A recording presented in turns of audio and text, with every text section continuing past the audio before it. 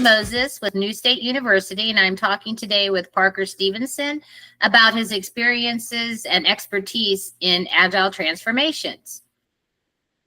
So, Parker, tell us a little bit about what you do right now. Yeah, great to be with you today, Sandy. Um, Again, by way of introduction, I'm Parker Stephenson. I work for a company called Cornerstone Agility. We're a management consulting firm focused on digital agile transformations, and I currently serve as the Chief Strategy and Transformation Officer, really focused on creating those experiences of meeting the client needs, of moving to the new way of working, which, by the way, isn't so new, being agile. And so I lead transformations for organizations large to small, and everything in between. And so really excited again to be here today with you to share some of that experience with you and the audience. So how did you get into this field supporting these transformations? Great question. I don't know if I fell into Agile or if Agile fell onto me, but years ago, I had in my career taken on leadership of a program that had spent 3 years and $35 million and had nothing to show of value back to the business. And in those early days of being asked to come in to represent business with IT development, we knew immediately that we needed to do something different. And we didn't know what Agile was. And I remember the decision on a Friday afternoon that we were going to cut the program completely on a Friday, and had to let 70 people know that. And on Monday, we had to start a new way of working. And the project manager walked into my office. I'll never forget her sitting down and asking me, "All right, what's your number one goal?" And I said, "Not to get fired. What's yours?" And she said, "For you not to fire me." And I said, "All right, well, now that we're aligned, what are we going to do differently?" And she's like, "Well, here's a 1,200-page document of requirements, and where should we begin?" And I said, "Well, probably not all 1,200. So what do you suggest?" And in that moment, she became a scrum master. I became a product owner. And she said, "Give us your first 5 or 6 requirements." And that became our backlog because we knew that there was a better way of working.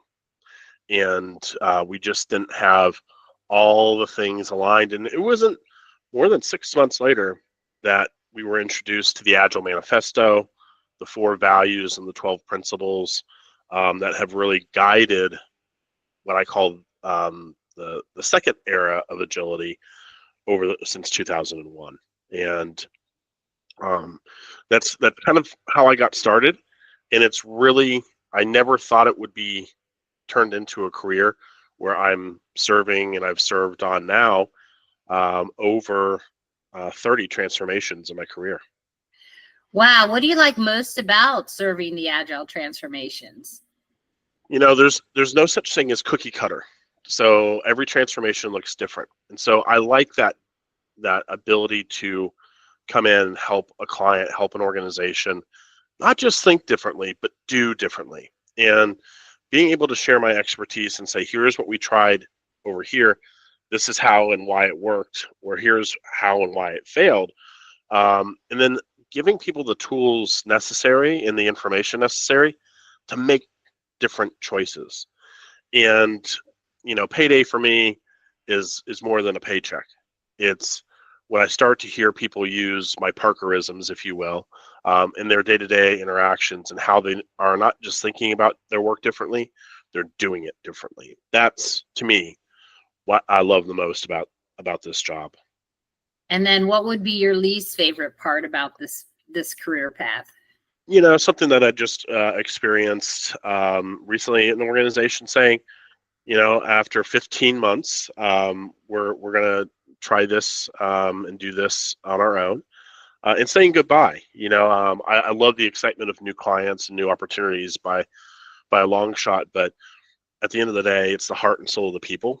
And after 15 months, you know, walking away, and you know, sometimes organizations want to go their own path, And then I sit back and I have to say, are you going to continue some of the work that we've done the last 12, 15, or 18 months? And I think that's the hardest thing, but I can't get lost in that thought because I got to be right back in front of a new client pretty quickly. What would you recommend to people trying to get into the work of supporting these types of agile transformations? Yeah, great question. First and foremost, think about your level of experience. And this kind of transcends, in my opinion, um, a lot of different career fields, not just Agile, which is, what do I bring to the game? What do I bring? What tools do I have to help others be successful? But also having the sometimes uncanny ability to have some self-actualization on what I don't know. And what we see out there and what we've heard over the course of decades now of failed transformations, or people saying, well, I didn't have a good coaching experience, therefore I don't like Agile. Well, it's not Agile's fault, right? And I hate that experience for you. Can we engage? Can we have a conversation? But I would just say to somebody who's like, what, how do I go forward? Well, no longer is it a linear path to career development. It really should be about, I look at certifications kind of like my passport. What are my stamps? Like, where have I been? What are my journeys? What are my experiences? And how can I utilize those experiences, even those certifications that may have expired, but I got them, I've had them, but how do I use them? And how can I use those to help others be successful? So I would really start with some self-actualization about where you're at on your current journey, because it's a journey, it's not a destination. Where do you want to go next? Because there's a lot of different paths now in Agile that people can go down. A lot of people are taking paths down the AI path, and I suspect we'll maybe have some opportunity to talk about the impact of AI Yes. in the space too. So there's a lot of folks who want to build coaches focused on Scrum Masters and building the servant leadership or lean Agile leadership itself. And then last but not least, maybe even most important, moving from a project mindset to a product mindset is crucial. So those four elements plus your journey where you're at, I think are key components. Yeah, we met when I was a product manager at a very large company, and you trained me, and I took my certification and got my SAFe product owner product manager, and I'm now a product manager many years later. So that's my main career. So yes, yeah. It can take different paths, but I'm glad we stayed connected because that's how I reached out to you. So great advice. Absolutely. Yeah.